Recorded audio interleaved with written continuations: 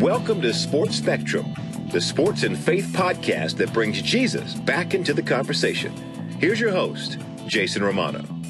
Welcome, everyone, to the Sports Spectrum podcast. I am Jason Romano. Thanks for joining us here on the program today. Before we get to our interview with Erik Kratz from the Milwaukee Brewers, I want to take a second to tell you about the Sports Spectrum magazine. It's only $18. You can subscribe for an entire year. $18 for an entire year, less than $2 a month, gets you our quarterly magazine. 4 issues, plus a couple bonus issues, and a welcome magazine that will arrive at your doorsteps when you subscribe to the Sports Spectrum magazine. 30 plus years ago, the Sports Spectrum magazine was created, and it's been the foundation and the pillar of this ministry for many, many, many years since, and it's still going strong today. $18 for an entire year. Man, I can't recommend it enough. Subscribe to the Sports Spectrum magazine. Simply go to sportsspectrum.com, and subscribe today. Today we welcome Erik Kratz from the Milwaukee Brewers as our guest here on the podcast. Selected in the 29th round of the 2002 MLB Amateur Draft by the Blue Jays 17 years ago, after playing his college ball at Eastern Mennonite University in Virginia. It wasn't until 8 years later, on July 17th, 2010, when Erik made his Major League Baseball debut with the Pittsburgh Pirates. And there's been a lot of stops on this pro baseball journey in between, from the minors to the majors, stops in Pittsburgh, Philadelphia, Toronto, Kansas City, Houston, New York with the Yankees, and Milwaukee last year with the Brewers. We were able to sit down in person, Erik and I, at a conference in Florida back in late November 2018. He had just signed a 1-year deal to play in 2019 with Milwaukee again, returning to the Brewers. And it was really fun talking to Erik in person and hearing him tell the story of his baseball journey through the lens of his faith in Jesus. Let's get to it. Erik Kratz, Milwaukee Brewers catcher, joining us here on the Sports Spectrum podcast. Take a listen.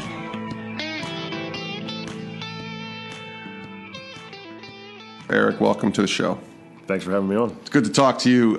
We're taping this after the 2018 season and close to the end of the year. And 2018 was a pretty cool season for you. And you've been in baseball for a long time. And that's going to be the fun part of talking here on this podcast, is kind of the crazy journey that baseball has taken you, or God has taken you through baseball to where you are now as the Brewers catcher. Well, let's talk about 2018 for a minute and just what that season was like for you.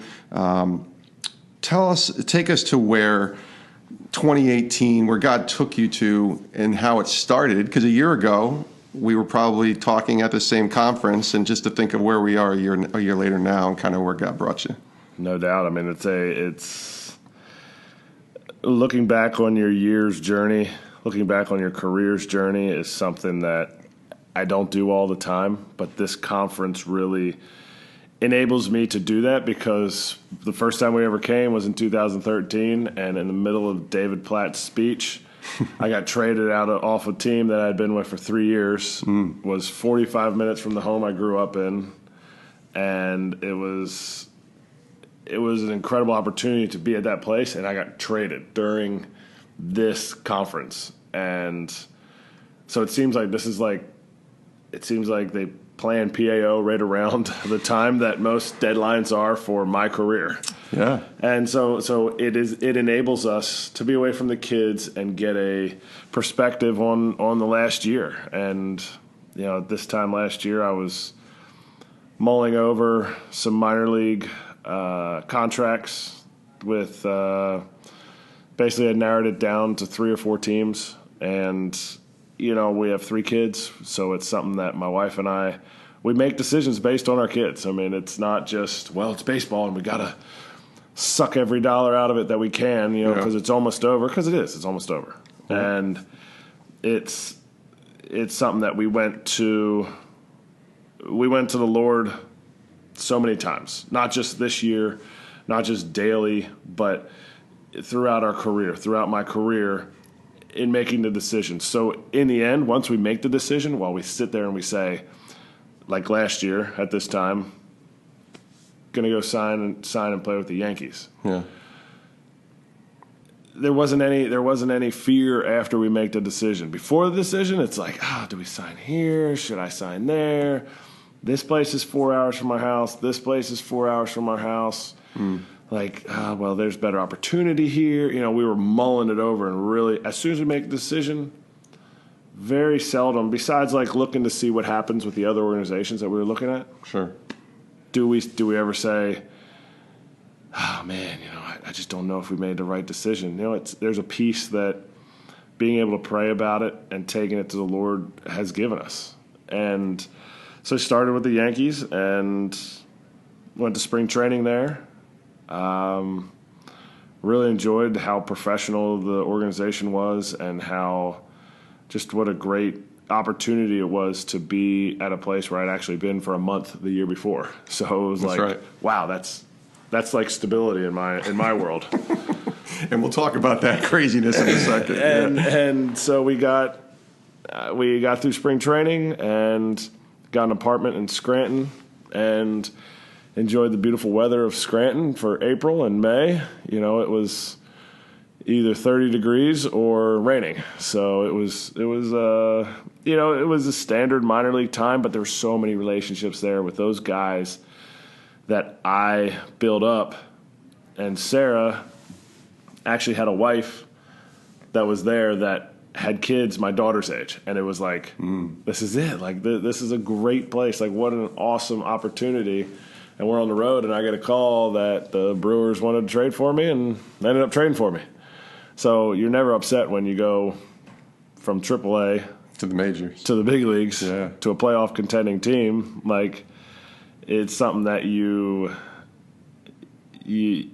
that's the goal, is to make it to the big leagues, but that is not first and foremost. It's to really pour into the guys that I'm with in their life in that situation. And then went to the Brewers and same thing, like developed a relationship with those guys and just went on an incredible run baseball-wise. But as far as people-wise, like getting to know some of the guys that are there, it's incredible. And now we're here a year later, and I have signed back with the team. And so let's talk about stability. Holy cow, they're really – that's like a big deal for you, 5 months right? in a row. Yeah, one place. What is this? That's right. And it's funny you say that things happen when you're at this conference, and you signed your 1-year deal just a couple of days before we're taping this interview, which is great. Congratulations. You'll be back with Milwaukee next year. What was that like from a baseball perspective to be, and it was, again, stability for you 5 months or 4 months or whatever it was, but to make a run like that and to be able to contribute in a run like that? It's one thing to be a guy who might be a backup catcher or might just be kind of sitting on the bench and you're a rah-rah, you're an encourager. There's good things in that.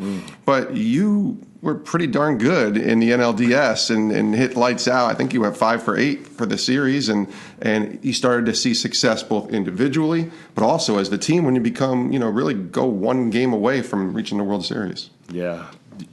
To be able to experience that with the team is incredible. I've been to, that was my 5th playoff series, but first one, like you said, that I got to play in, and it didn't diminish all the other ones. It just made it different. Just like all the other ones were different. The journey to that point was different. With the Yankees, I had a month with the team, and then the playoffs started. With the Royals, I had 3 months with the team, and then the playoffs started. The Phillies, it was I had like 17 days with the team, and then the playoffs started. So it was something that was really, this year I had more of a experience with the team the whole time and really building those relationships and to see what the guys went through. Like fans see, oh, well, this guy came in and he pitched an inning of scoreless ball in the playoffs, and that was a success. Yeah. I saw what he was struggling with the 2 previous days. Not like, oh, his arm's hurting or something like that. Just like physical, mental, spiritual, relational issues. And then for him to come out and pitch that well, for him to come out and get a pinch hit home run, like I mean, that's what it's it. That's like what it's about. That's what really, in my opinion, that's what the celebration at the end of every milestone in the season is about. Like, we celebrated in St. Louis, and we hadn't won a division yet. We just celebrated because we clinched a playoff spot. Yeah. And that means so much. And I would never, ever tell anybody to skip that. It doesn't matter what level you're at. You work. Doesn't matter if you were there for a week or you were there for the whole season. You worked to get to that point, and things happened between the start of when you got there and that point, and you enjoy that. You celebrate that, and it doesn't take away anything from the next spot, the next level. Yeah. Tell me about two things I want to ask you. First, there was a moment in Game 6 of the NLCS where your buddies were all there, and it was seen on Twitter and social media, and a lot of the social media were talking about an embrace that you were having, as they call it, with your college buddies who all came and wore jerseys from your past teams. But it clearly looked to me like you guys were praying before the game there in that embrace, where a lot of people in secular media maybe didn't want to say what we were doing. Tell me about that. What that moment was like. Did you know that was happening? Did they legitimately surprise you in showing up to that game? Tell me about that. Yeah, the guys. These are college friends, high school friends? Buddies. Okay, college buddies. Yeah. Some of them were from high school. Okay. Some of them I grew up with. One of them was my second cousin. We were in Sunday school together since we were 5. But it was something that we were leaving Game 5 we were flying out of L.A., and my wife was sitting next to me, and she goes, "Will you be stressed out if somebody surprises you at the game tomorrow?" I'm like, "No." She's like, "Well, are you sure you're not going to be stressed out?" I'm like, "Well, maybe now I am stressed out." Right. He's like, "You're making me stressed." Yeah. I mean, like, why would I be stressed out? She's like, "Okay, well, I just wanted to double check." And she's like, "Okay, well, get me one extra ticket sitting next to me." So that turned out to be my brother-in-law, her brother. Okay. And she's like, so that really threw me for a loop. I was like, I don't even know who it would be. Like, who? And I'm thinking about all my buddies, and I'm like, well, he can't. Like, he's got 2 kids. One of my buddies, his son's birthday was on Saturday, so I'm like, no, he can't make it. Like, so I was just kind of knocking guys off, and I'm like, well, maybe. I kind of narrowed it down, and I'm like, it could be one of these guys. And sure enough, she goes, hey, well, make sure when you go out to the bullpen, because I always run out, and we're on the first base side, and then I run around the cutout of the dirt, and I go down to the bullpen. And she's like, look up the first base line, because the person that's coming is going to surprise you. And the first person I see is my buddy from college, like just cheesing, just smiling. And he's wearing my jersey from the fall league. Like, I was in the fall league in 2005. Like, it's like this Toronto Blue Jays jersey when I was in the fall league. Wow. And I'm like, what? Like, how did he? And as I'm running out there, I see another one of my buddies and another one of my buddies. They were all in the same area, but I just didn't. I saw each of them one at a time. Yeah. And my one buddy was wearing my yellow Pirates jersey. It was like a throwback jersey, and that stuck out like a school bus. Right. Like, that's right. It's something that those guys have been a support system for me and my wife since we all started first, learning how to play baseball. Even in college, I feel like you're learning how to play baseball. Mm-hmm. And we were learning to grow up. We were putting ourselves through college, and we were becoming men. And it's just the relationships. Our team was good. We had just had an incredible bond with that team. And there were some other guys that weren't able to make it. Yeah. And it was something that Joel Daly and Chris Sievers were 2 of the guys that initiated, like, hey, you mind if we pray for you before the game? And it was something that, cool. The secular media doesn't – it's cool to have a platform like this because the secular media took those pictures. Yeah. And it's okay. It's okay that they didn't talk about it. No. It's totally fine. Yeah. And it's not – it's – people saw it. People saw it, and that's what the Lord needed them to see. And it's something that they prayed for me before the game, and I swear I floated from there to the bullpen. It just didn't feel like my feet even touched the ground. Cool. And it was something that was so cool.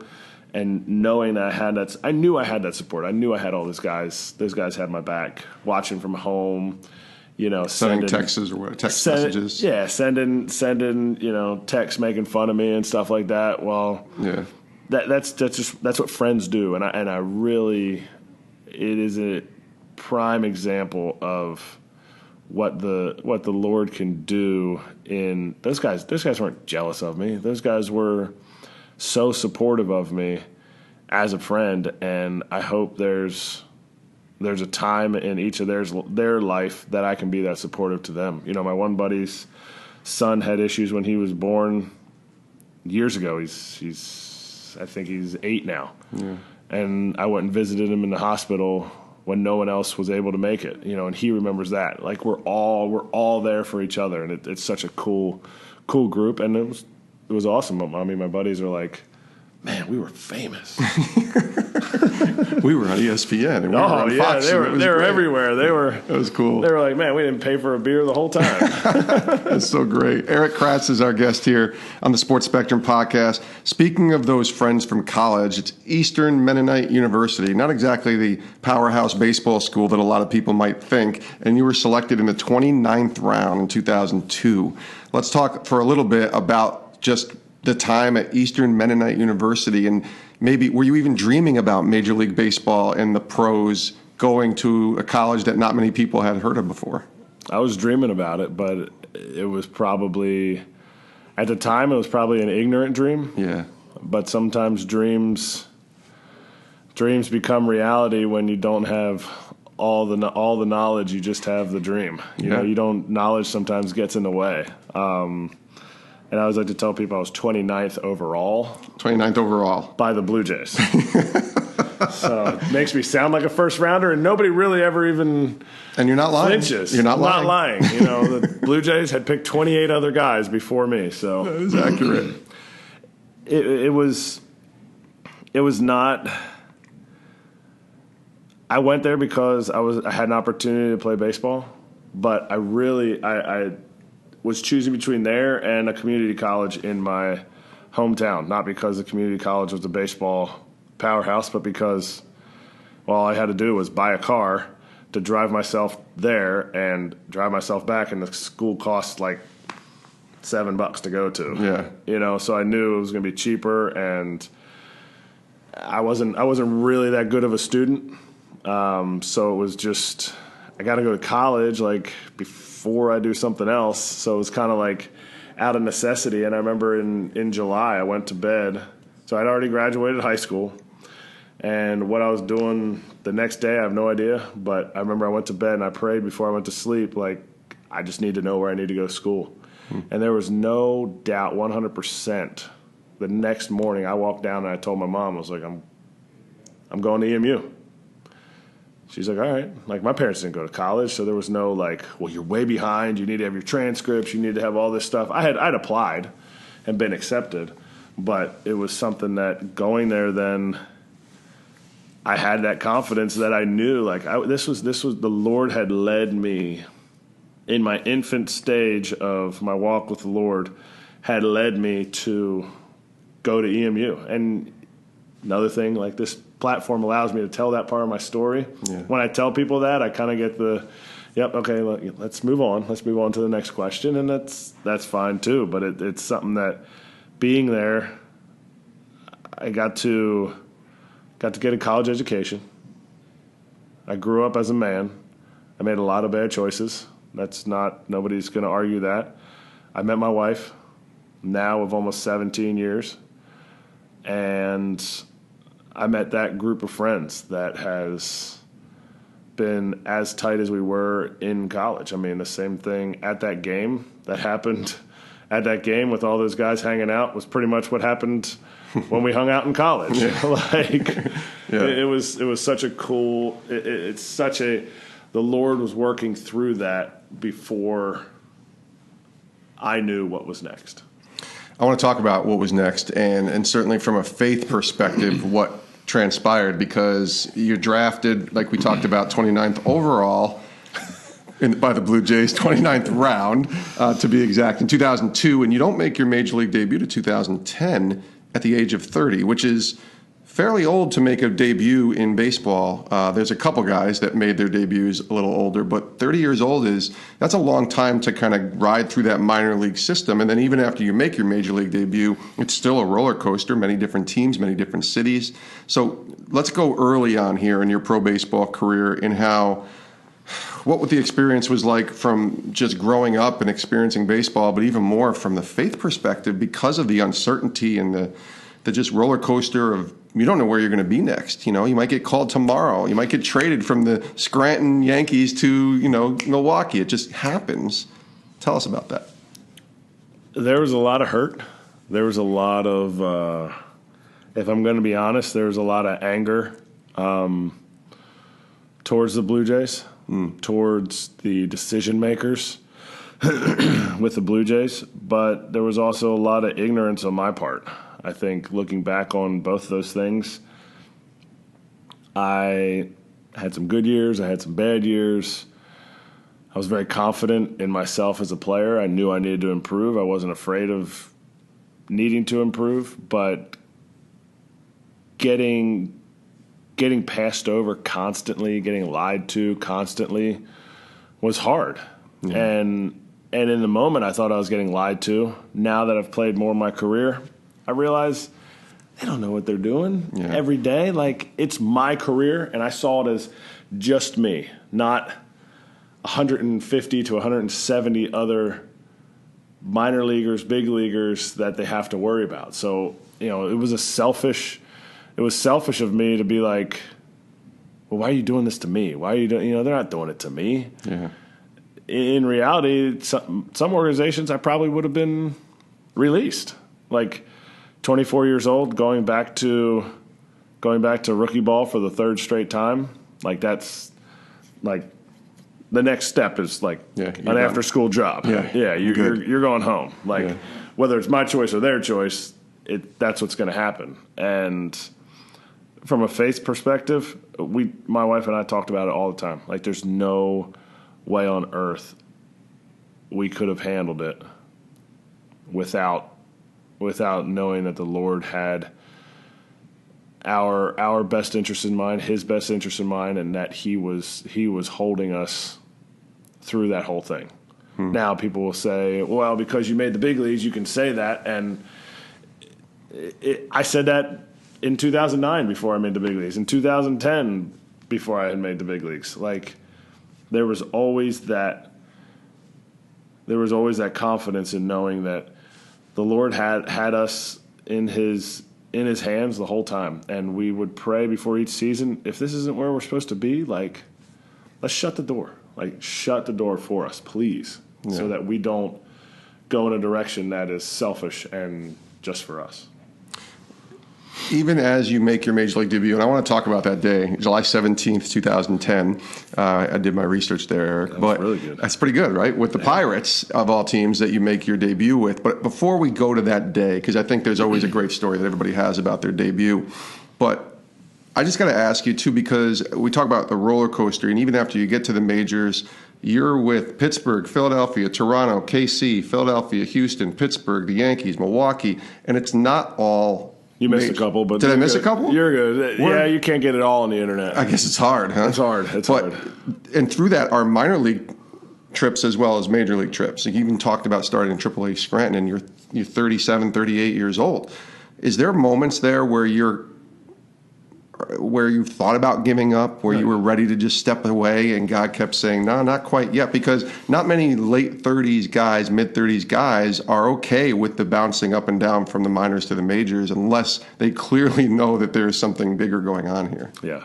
Is that what it is? That's what it is. You hit it. You hit the nail on the head. There's something bigger there, especially right now in the game. Like, they don't want you if you're 32 or above. Right. And so people can say, well, you've played really well, or you had a great season. Like, that's why they wanted you. Sure.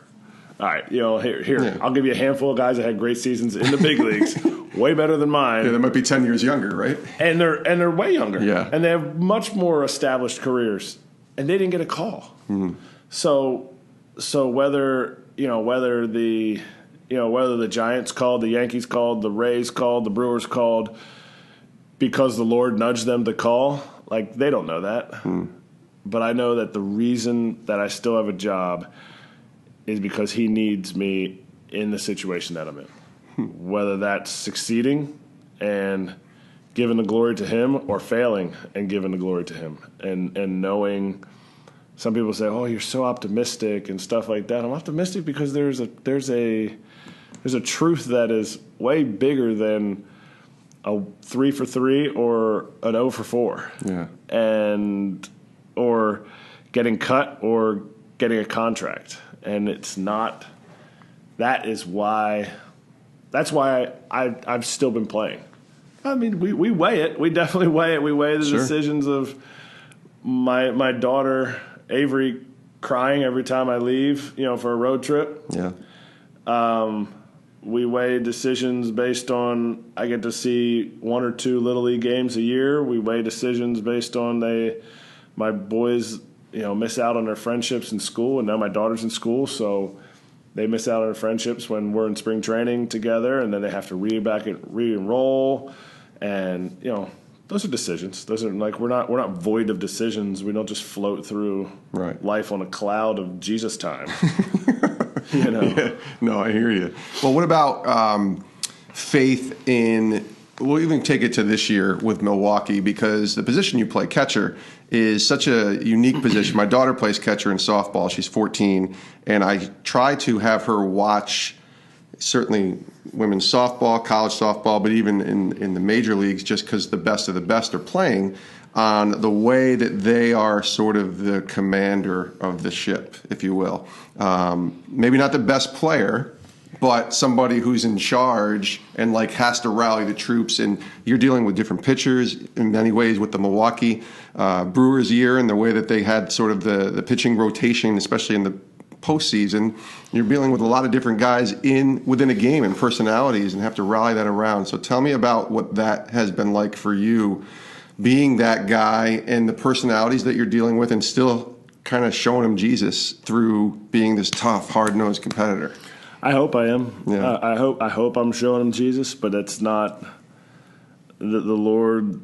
Only the Lord can work through my words, my actions, and I have to make those decisions. And there's plenty of places in the Bible where they talk about the Lord hardened this person's heart and he couldn't hear the word. The Lord blinded their eyes, and God blinded their eyes, and Jesus escaped out of a crowd that wanted to kill him. So there's things that I can't do that. I can't, but I also can't blind their eyes to the fact that I'm a human, I'm a sinful person, and then I make mistakes. And so leading those guys, I hope they see the way that I'm leading them is by serving them in different ways, in knowing their life, and knowing their situations, and knowing their physical ailments, mental ailments, where they've grown up. Was that hard for you because you came in May or so, and you only have 4 or 5 months to really get to know these guys? Is that hard, or is it actually pretty easy? It's hard. It's hard in the sense of dang it, I forgot that guy's name. Not guys on my team. No, I hear you. But a team isn't just the 25 guys that's there. A team is the video guy, the advanced scouts, the bench coach, the manager, clubhouse guys, the clubhouse guys, the assistant clubhouse guys. And so it's a lot of people to remember their names. And I feel like that's the portal into appreciating somebody is knowing their name. Get to know their name. Yeah. They know my name. Why should I not know their name? And so that's a first step for me. That's something that I really, really try to do. So that's tough when you first get to a new team. But building that relationship, it takes time. Because relationships don't build because you check boxes. Relationships build because you make mistakes in front of people, and you have success in front of people. And they always watch, well, what did you do? How did you do that? What? I saw what he did. And baseball is, we spend so much time with each other. That's why by July and August you have fights with each other. Yeah. But you spend so much time with each other that July and August is when you fight for each other too. and it's something that is there's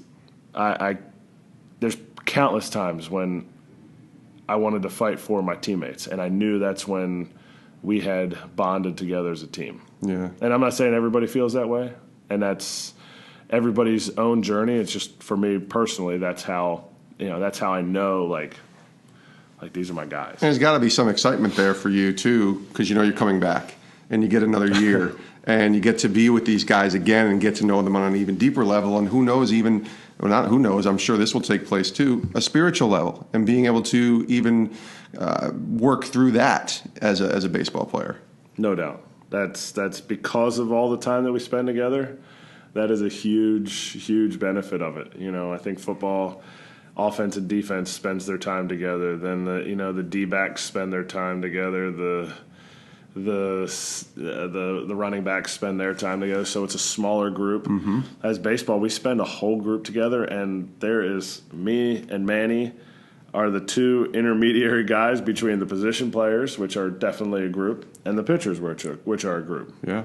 Or maybe the pitchers, the starting pitchers, and the relievers. So we're kind of that like area in the middle that brings both those guys together, and all that stuff happens. You just grow closer together. But with growing together, you get annoyed with little things too, and so I think that can drive you apart a little bit, but it can also bring you back together. It can be something that can drive you apart, can bring you together, and it's something that's so cool to have the opportunity to go back for another year. Now I'm not guaranteed another year there. I'm not even guaranteed all of spring training there. Yep. And that's something that's how you have to approach baseball. For some people there's guaranteed contracts, but for me it's never been something, and I actually am glad that it's not, because if I had guarantees, maybe I would not have quite the passion and desire to improve. I don't know. I mean, I've never had the opportunity to have that. Right. But I feel like it would take a little bit of that fire away from me, like that I want to, not in a baseball sense, in a relational sense. Like, well, I'm gonna be here next year, so right. I'll just leave my stuff here, and it's always, I want to pour so much into my teammates that at the end of the year I've given it what I had, and if there's no other year that I get to do this, which the majority of my career that's what's happened, then I did everything, because next year hopefully it'll be somebody else, or next year it'll be another job. It'll be what it is. A couple more questions here with Erik Kratz on the podcast. All right, so July 17, 2010, you make your major league debut. It's podcasting, it's storytelling. Love stories here. Tell us about that day, what you remember. I don't know, maybe there's a story around that, a unique story, but what was that like, being called up in that major league debut that you make? The day I got called up was awesome. I got called up from the AAA All-Star game, and I got taken out of the game in the third inning after my first at-bat.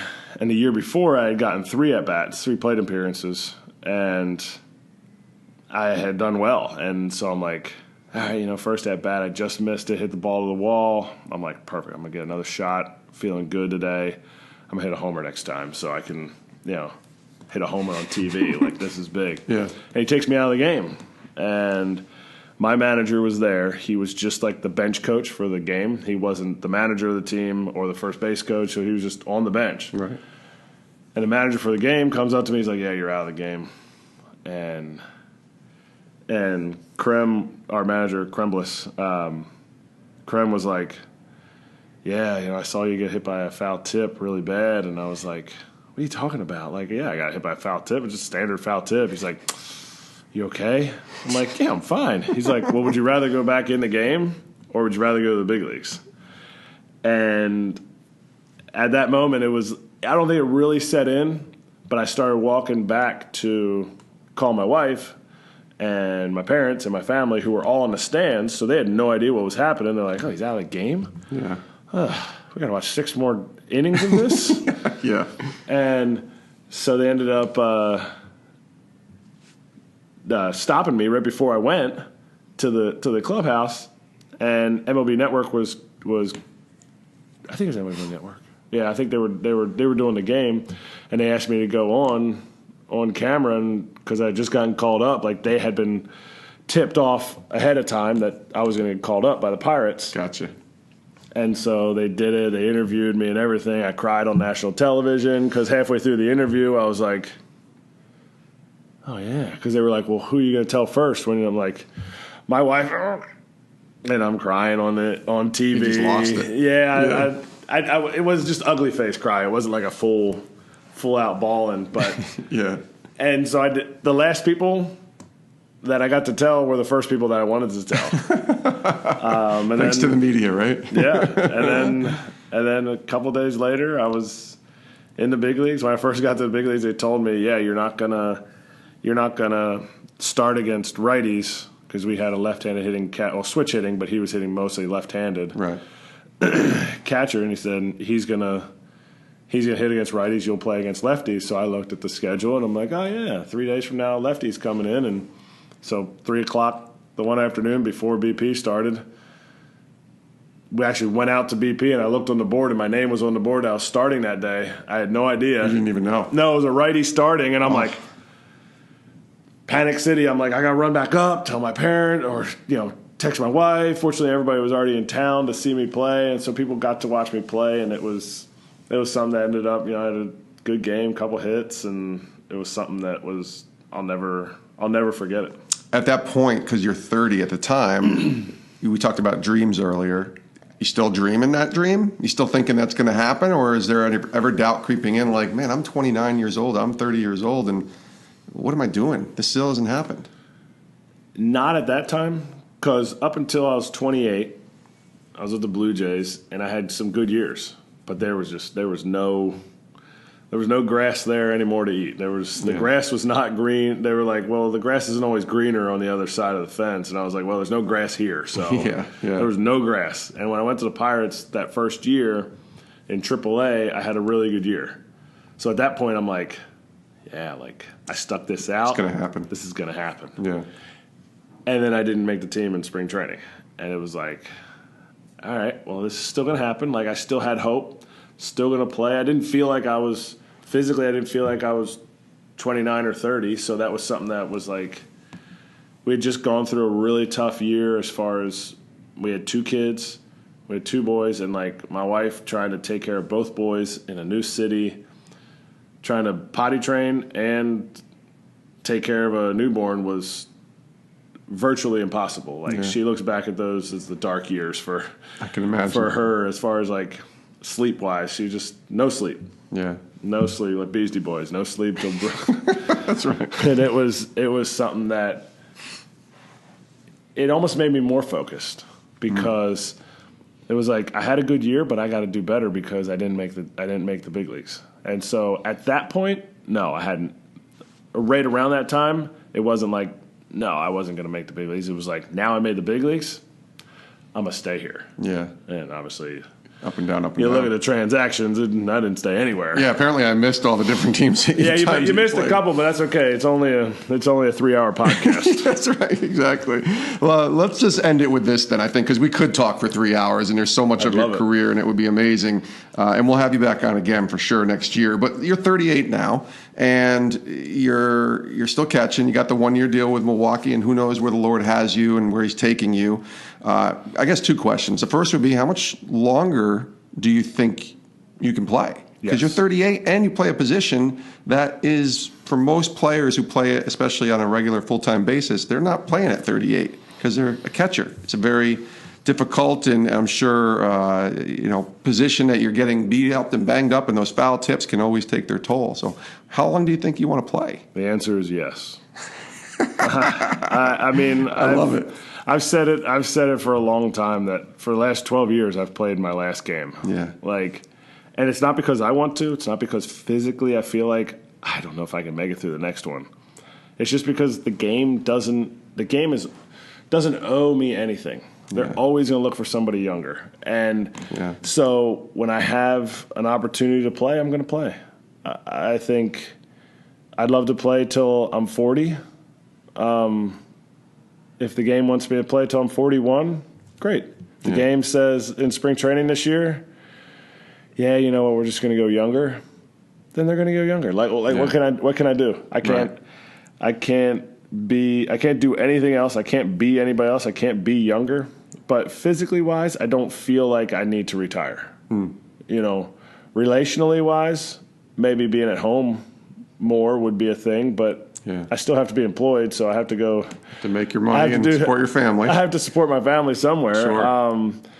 But just being in a spot that I can come home and be in the same house as my family every night is a luxury that I think people that don't ever leave their house take for granted. And when you don't have it, you notice it. So my family will dictate that. My wife will dictate where I go. My kids now have a large say in the matter. We want them to be part of the decision because they are that important to us. But they're also there. They're affected by it. Yeah. And now my boys are like to the point where like, we definitely want to play. We get to play on the field. They get to go to the games. I mean, they get to experience it all. And that's if that was the case, if it wasn't the case where they could experience it, right. I'd have been done years ago. Years ago, and that would have been fine. But I'm going to enjoy it for as long as the Lord allows me to enjoy it. And I don't know when that's going to be, but I know when that day comes, I'll be fine with it. I'll be good with it because I've put everything physically that I've had into the game, and right now I'm not looking at like limping my way through the rest of my life. So physically I feel great. And you said about guys don't play this long. Well, I didn't play from pretty much 21 to 30. Yeah. And once I hit 30, then I started playing more. So I'm a 28-year-old. There you go. Yeah. Sure. And you look 28, Erik. You're holding it down. All right, let's end it with this because we end every podcast with this question. What are you learning from the Lord? It might be some of the answers that you've already given, but what's God teaching you where you are right now? So you were taping this. It's almost December of 2018, and it's the baseball season from 2018 is done. You got your one-year deal. Go into spring training, see what the Lord has for you, but what are you learning from him right now? I heard you ask this question yesterday, and so I didn't want to cheat. And started preparing? No, I didn't want to prepare. I wanted to give the on-the-spot answer. I like it. And I really feel that the Lord is telling me that I'm doing a good job, but that I need to be where I am. And it needs to be where I am now, like you just said. Right now, you're doing this interview right now. Yeah. And being in this moment and being there for my parents, yeah, but as a parent, as a husband, for my wife, for my kids, for my friends, and wherever that is, to just hear that. To hear that from him and know that if I stay in his word and I stay guided by that time in his word, that he will work through me. Not bless me. He will work through me because he wants to be glorified. And if we say, oh man, tonight I am going to glorify him so good when I pray before I go to sleep, then I'm wasting a time that I could glorify him right now with just a prayer, or glorify him right now playing in the game, or glorify him right now disciplining my children. Like there's so many ways that if I don't put everything in my life, because it's been exposed to me that there's some things in my life that I try to do on my own. It doesn't work out the same. Yeah. Like I might complete the task. I might even do good at whatever it is. But when I am with him now, in every moment, it's really something that has been paramount and has been really. It's been exciting to see. It's been exciting to see his power in my life for sure, and in the lives around me. Erik Kratz, Milwaukee Brewers catcher. It's been a treat talking to you, my friend. Hopefully we'll do it again, and I'm just grateful you came on the podcast. Thanks for joining us. Thank you, Jason. I appreciate you doing this. Awesome. And many thanks to Erik Kratz, the Milwaukee Brewers catcher, for joining us here on the Sports Spectrum podcast. You can give him a follow on Twitter at Erik Kratz 31, ERIKKRATZ 31 on Twitter. And who knows what 2019 will bring. He currently is with the Brewers as a catcher in spring training. He signed that 1-year deal. But you heard him. Nothing's guaranteed. But you also heard a peace and a contentment in this man's voice, in this man's heart, as he was sharing the journey of his baseball career, and me asking him at the very end there, does he want to play? Or how much longer does he want to play, I should say. And he said yes. In other words, whatever the Lord's will is for him, he's good with it. And isn't that a great lesson for all of us in our lives and our journeys, to know that yes, that's the answer. Because if God's in control, then we're completely content in whatever that plan is for our lives. So many thanks to Erik Kratz for being here on the podcast. We thank you for listening. As always, you can reach us on social media, on Twitter, Instagram, and Facebook at sports_spectrum. You can also email me, jason@sportspectrum.com, and leave a review on iTunes. You can go to iTunes, Apple Podcasts, and leave a review of this episode. It helps get the word out on the stories of the intersection of sports and faith. Record numbers for this podcast in January and February, and just want to say thank you for that as well. The listenership is going up and up, and more people are hearing about Sports Spectrum and the podcast. Lots of great stuff in the works as well. Stuff we can't reveal quite yet, but just excited for all that's happening with Sports Spectrum, and we truly are thankful to you for listening to this podcast. Have a great rest of your day, and we'll see you next time with a brand new episode of the Sports Spectrum podcast.